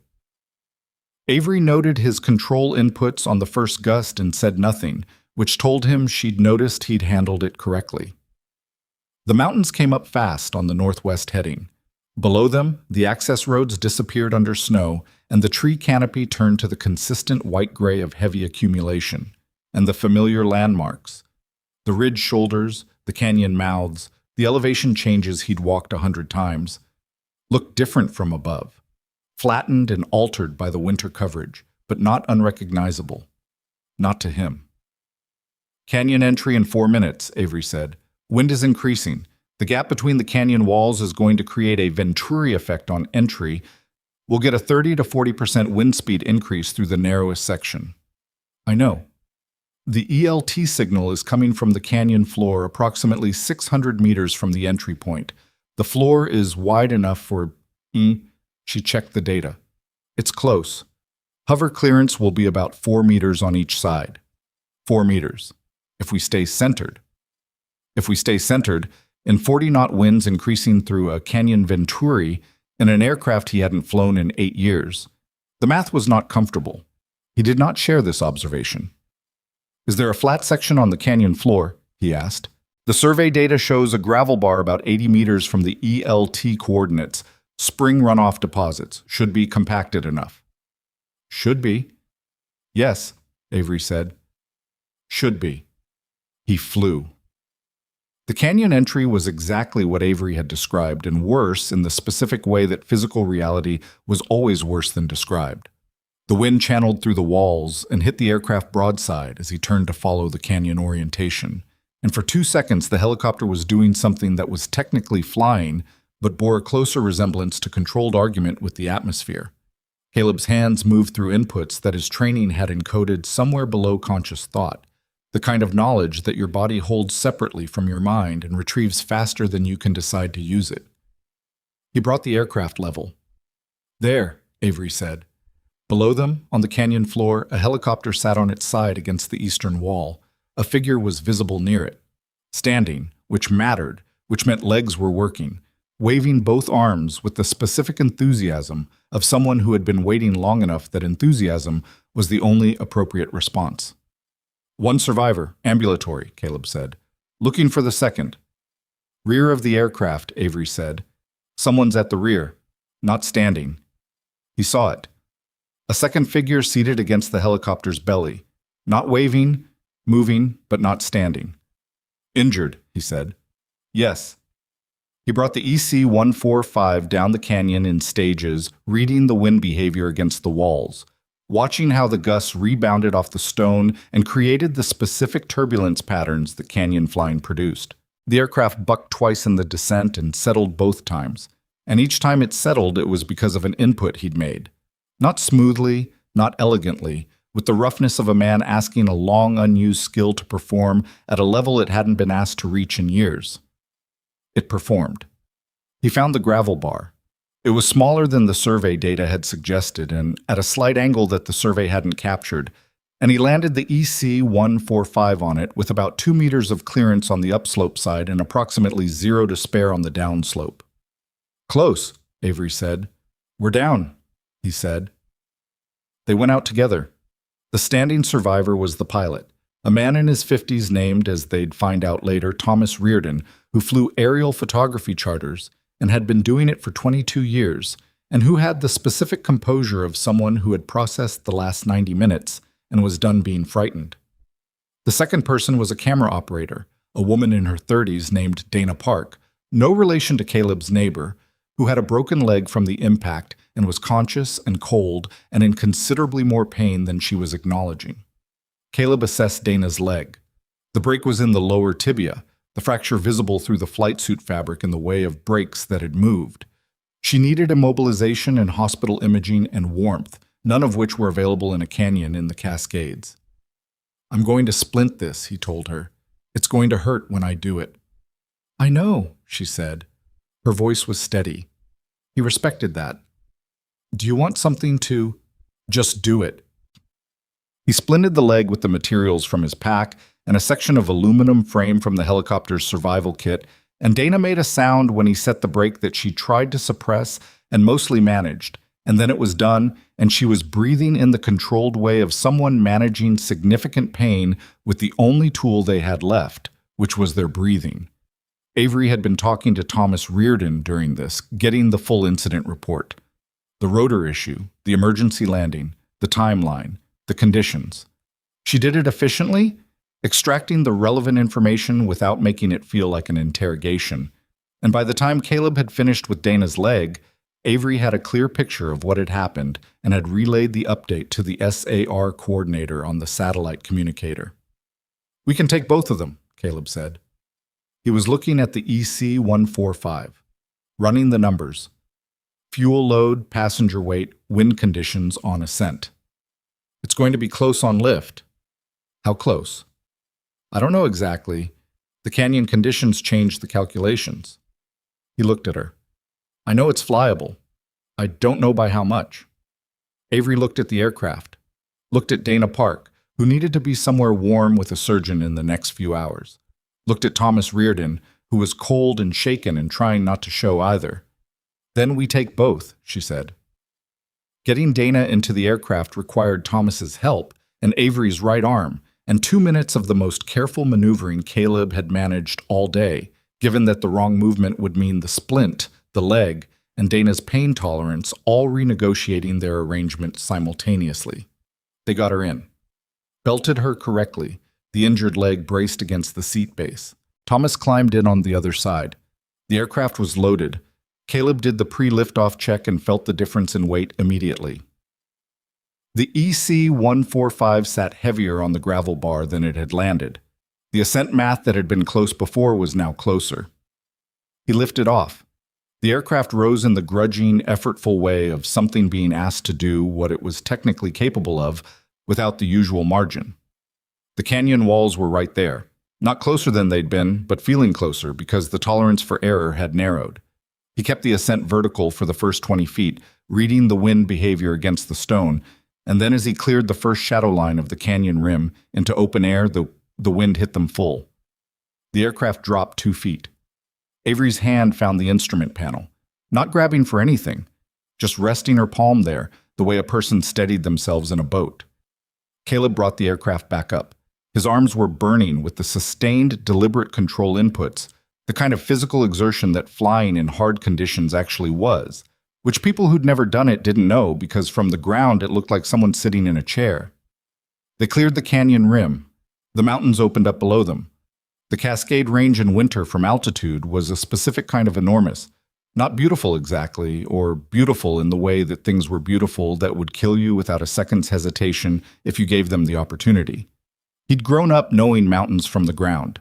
He'd learned them from the air in a different way, a way that was about the relationship between what the terrain would do to you and what you could do in response. And he'd missed that way of knowing without letting himself admit it. "Altitude clear," Avery said from the right seat. Her voice was even. "We're at 6,200 when nominal for this elevation. SAR medical team is at the mountain base." "ETA 12 minutes, Caleb said. "Roger." Behind them, Thomas Reardon was talking quietly to Dana, a steady, low murmur that was not about anything in particular and was entirely about keeping her located in the present. Caleb heard it without listening to it, the way you heard sounds that were not part of the instrument picture, but that registered as benign, and therefore didn't require attention. They flew. The mountain-based landing was straightforward by comparison. The SAR medical team was there with 2 stretchers and the portable equipment and the competent, unhurried efficiency of people who had done this enough to remove the drama from the procedure. Dana was loaded, and the paramedic had the pain management underway within 4 minutes of the aircraft touching down. Caleb shut down the EC-145 and sat in the pilot's seat after everyone else had exited and listened to the engine wind down and felt the aircraft settle into stillness under him. 8 years. He told himself he was done with this. He told himself it was a decision rather than a retreat, that leaving the air behind was a choice made from strength rather than fear. He told himself that enough times that there were days he almost believed it. What he understood now, sitting in the settling silence of the cockpit, was that it hadn't been either of those things. It had been grief, long, durable, unacknowledged grief, dressed in the practical clothing of a decision so that it could move through his life without announcing itself. He'd brought 2 people home. In that aircraft, in those conditions, he'd done what he'd been trained to do and what he'd been pretending for 8 years he was no longer required to be capable of. He wasn't sure what that meant yet. He knew it meant something. Avery was at the aircraft door. She'd been giving him the minute. She'd understood without being told that the minute was necessary. "You okay?" she asked. He looked at her. The cold air through the open door, the mountain above them going white and gray in the afternoon light. "Yeah," he said. "I think I actually am." She held out her hand to help him down. He didn't need the help. He took it anyway, and when his feet were on the ground, she didn't immediately let go, and neither did he. And they stood there for a moment, not doing anything about it, just standing in the fact of it. Before she released his hand and he stepped back and they walked toward the SAR team together, not saying anything. The silence between them, the easy kind. The kind that had stopped needing to be filled. The Independent Review Board released its findings on a Thursday in February, 4 months after Avery had issued the grounding order, and 11 years after a helicopter went down in weather that should have been survivable. Caleb read the report at his kitchen table at 6 in the morning, before Maya was awake. He'd been sent an advance copy the night before and hadn't opened it then, not because he was avoiding it, but because he'd wanted to read it when the house was quiet, and he had time to sit with whatever it said. He made coffee. He sat down. He opened the document. It was 112 pages, and he read all of them. The language was the careful, formal language of regulatory findings, precise in the way that institutional documents were precise, which was to say that every conclusion was supported and every supporting reference was cited, and the overall effect was of a truth that had been rigorously assembled rather than simply told. But the truth was there, the failure architecture, the original design flaw, the decision chain that had chosen a patch over a correction, a delay over a disclosure, the email chain from 11 years ago, reproduced in full in the appendix, and on page 73 a section titled Prior Incidents, which contained a formal review of the accident that had killed Claire Voss, age 31, in a helicopter operating with the predecessor version of the navigation system, the failure mechanism now identified as the root cause of the systematic risk across the fleet. He read that section 3 times. It didn't change what had happened. Nothing in 112 pages could do that. Claire was still gone, and Maya had still grown up without her mother, and he had still spent the first years of his daughter's life carrying a grief that he'd tried to convert into something useful, first into anger, then into pursuit, then into the quieter, more sustainable form of it that was just living anyway despite the absence. But it was in the record.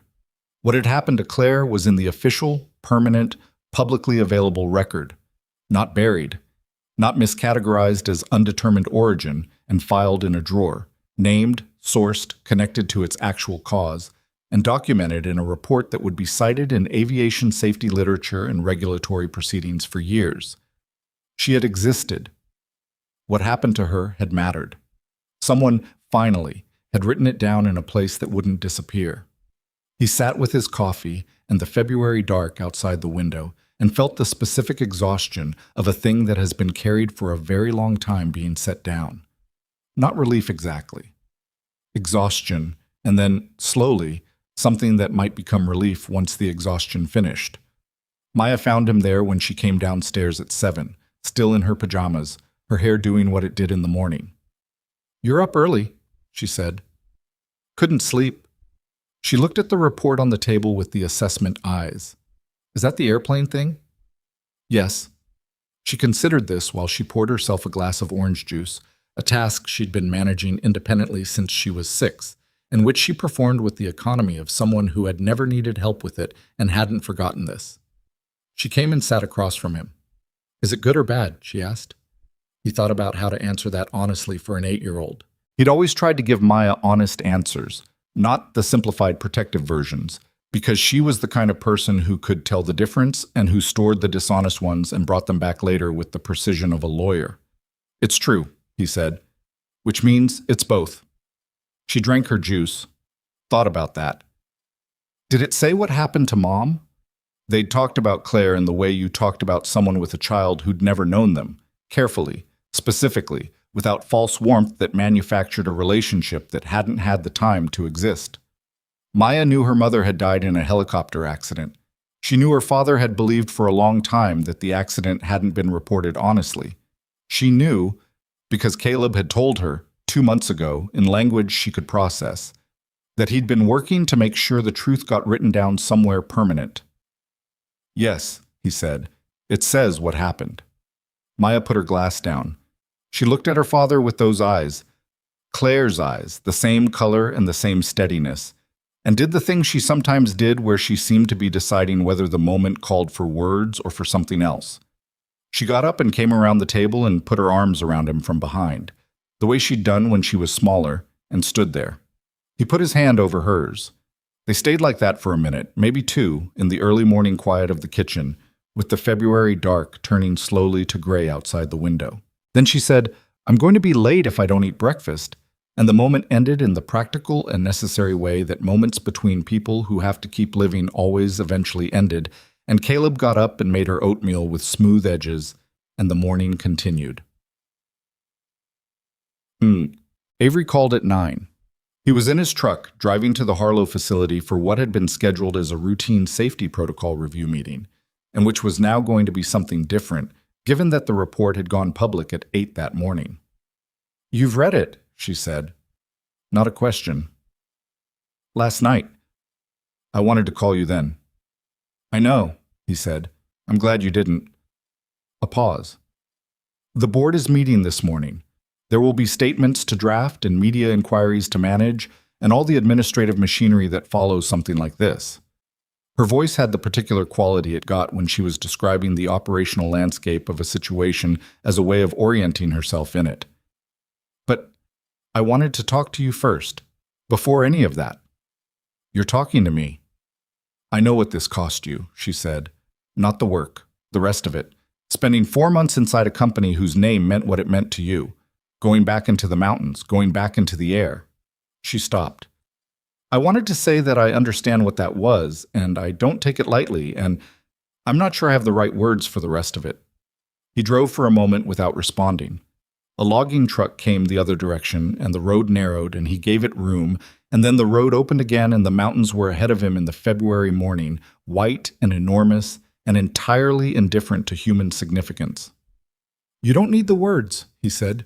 "You did what you said you were going to do. That's what I needed." "The investigation is formally closed on the historical liability," she said. "Our legal team is in conversations with the regulatory authority about the remediation framework. And Claire's case," she paused, "has been referred to the civil compensation review process. I know that's not Avery." "Yeah. It's enough," he said. "I mean that." Another pause, longer. Through the phone, he could hear the ambient sound of her office, the building, the distant ordinary noise of people starting their workday, the particular hum of a place that was in the middle of something significant and going about it anyway. "There's something else," she said. "Okay."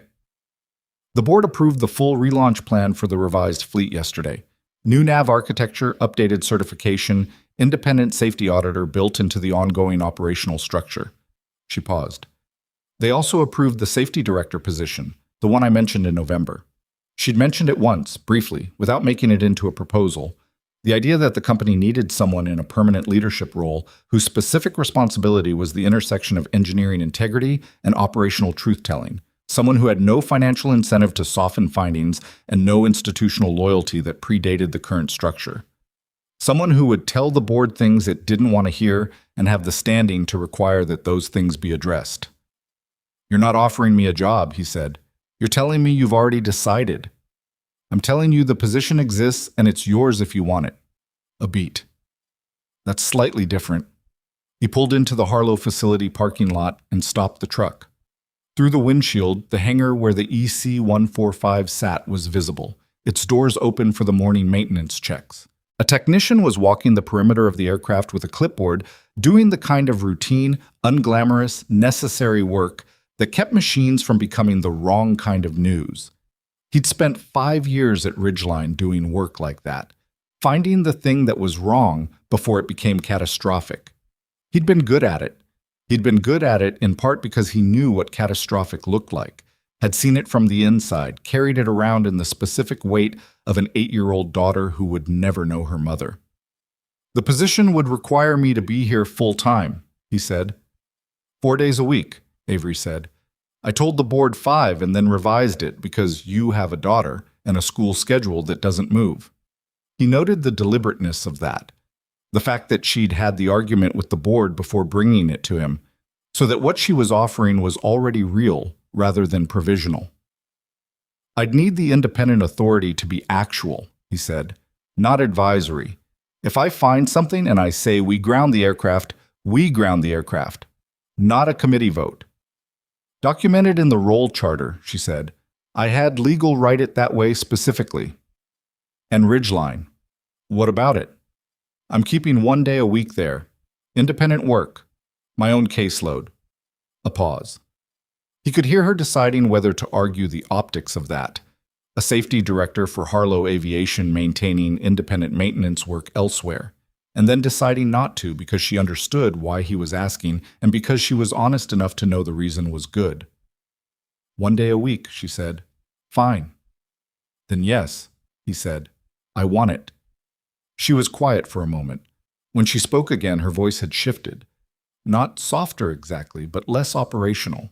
More like the voice she had at 7:30 over unremarkable food when neither of them was performing anything for anyone.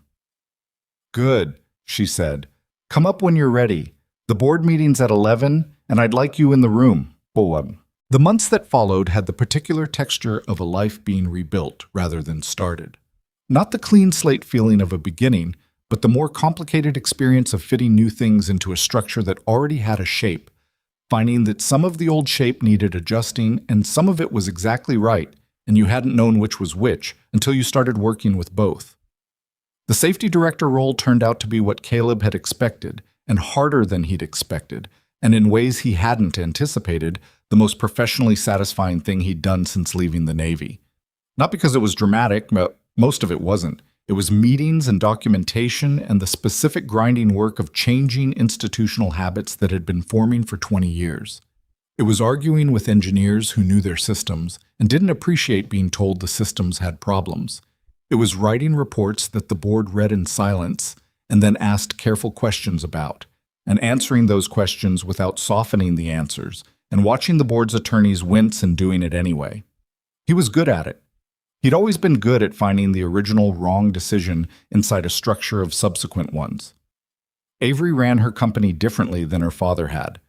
Caleb had come to understand this not through any single moment of revelation, but through the accumulated evidence of 4 months of close observation. She asked harder questions of her own instincts than she asked of anyone else's.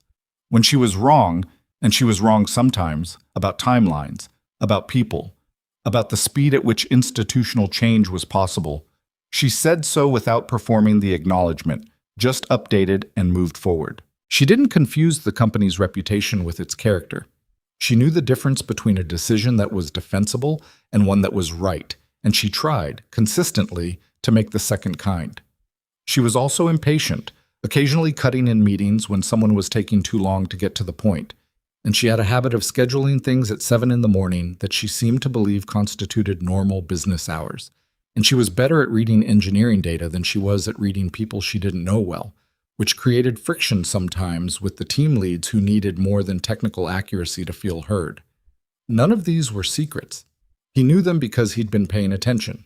He suspected she knew he knew them. One evening in April, late, after a board presentation that had gone better than it needed to, and worse than they'd hoped, they stood in the parking garage at the bottom of the Harlow building and talked for 40 minutes about nothing in particular. The presentation, a restaurant she'd been to over the weekend, a hiking trail he'd taken Maya on the previous Saturday that had involved a longer than advertised elevation gain, and a significant renegotiation of the original plan. She laughed at the hiking story, the real laugh she had that was shorter and less polished than the professional version. "I'd like to meet her," Avery said. She said it the same way she'd said it in November, with the same careful directness. But this time it wasn't forward-looking. It was present tense. "She's been asking about you," he said. Avery looked surprised. "What does she ask?" "Mostly whether you know a lot about aircraft." "And what do you tell her?" "I tell her yes." He paused. "She's been reading about helicopters. Not all helicopters, specifically the EC-145. She found the technical manual online. She's 8. She's a particular kind of 8, he said. Avery was quiet for a moment. He could see her doing what she did when something landed somewhere important and she was deciding what to do with it. Not performing a reaction, just actually processing, which was rarer than it should have been, and which he'd come to consider one of the most honest things about her. "Saturday," she said. "If that works." "I'll ask her." "You're going to ask an 8-year-old to schedule a meeting." "I'm going to ask my daughter if she wants to go hiking," he said, "and mention that you might come." Maya's response, when he mentioned it the following morning over the smooth-edged oatmeal, was immediate and characteristically direct. "Does she know the EC-145 has a main rotor diameter of 11 meters?" "I don't know," Caleb said. "You could ask her."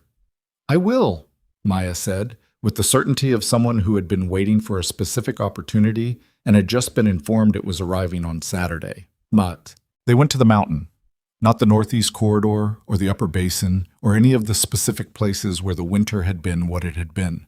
They went to the Western Slope Trail that Caleb and Maya had hiked the previous fall, before any of this, a trail that climbed through old-growth pine to an overlook at 5,000 feet where the mountains unfolded in every direction and the air had the specific quality of elevation that made everything at lower altitudes feel, temporarily, negotiable.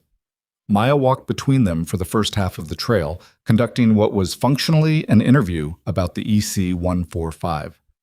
While Avery answered with the patient specificity of someone who had encountered another person with an exacting relationship to accuracy and was treating that with appropriate respect, Caleb walked and listened and didn't say much, which was the right role for the occasion. At some point in the middle section of the trail, without announcement or transition, Maya moved ahead to examine something at the base of a tree. A fungus, she would later explain, a specific variety she'd read about. And Caleb and Avery walked together in the easy quiet they'd developed, the kind that had stopped needing management. "She's exactly like you described," Avery said. "I didn't really describe her." "No," she agreed, "but she's exactly like you." He thought about that, about whether it was true and in what ways and what it meant that this woman, who had known him for 5 months through an experience that compressed knowledge of a person in the way that extreme situations always did, could see his daughter and understand the connection immediately. "She has her mother's eyes," he said. "I know," Avery said. "You mentioned that once." He had mentioned it. Once. In November. In the records room. Late in the day, when the light was going. He hadn't thought she'd held on to it. She had. They reached the overlook at noon. The mountains were what they were. Enormous. Quiet. The snow line still visible at the upper elevations in April, the lower slopes beginning to show the green that came back every year regardless of what the winter had done. Maya stood at the rock edge of the overlook and looked out with the seriousness she brought to things she found genuinely important. "It looks different from up here," she said. "From the trail?" Caleb asked. "From the ground." She tilted her head. "Everything's the same, but you can see more of it at once." He stood next to his daughter and looked at the same view. He'd been looking at mountains for 5 years from the ground level, and for 33 years from inside the ordinary perspective of a person who was moving through a life that kept happening to him, and then for these past months from the air again. From the place where the relationship between things became visible in a way it wasn't when you were inside them. He thought about Claire. He thought about the 112 pages and page 73 and the specific feeling of setting down something you'd been carrying long enough that the weight had started to feel like part of your own body. He thought about the morning he'd stood in the operations room and watched a red dot vanish from a screen and understood, without deciding to, that he was going to go up there. He thought about the things you couldn't save and the things you could, and the ongoing, unresolved, fundamentally human work of knowing which was which and choosing to try anyway. There was no version of his life in which Claire didn't die the way she died.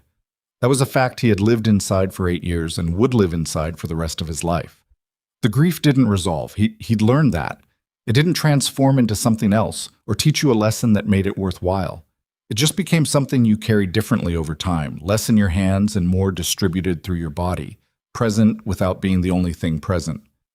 But the truth was in the record now. And Maya was 8 years old and healthy and intensely interested in helicopter specifications and able to eat oatmeal correctly if given sufficient guidance about the edges.